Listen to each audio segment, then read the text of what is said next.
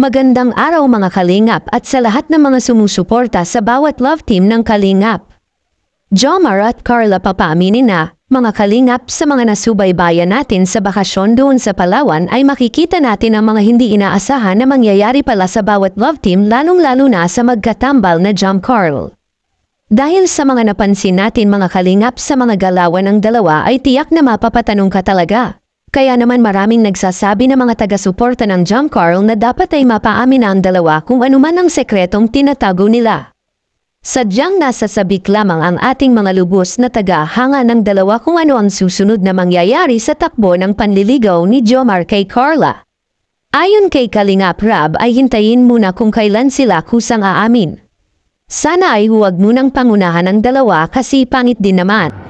Hintayin natin silang kusang umamin, di ba? Huwag nating pangunahan. Huwag natin pilitin kasi pangit naman yun. Huwag natin pilitin kasi pangit naman yun. Siyempre mga Kalingap, may sarili silang desisyon na kailangan natin galang at ipaghintay.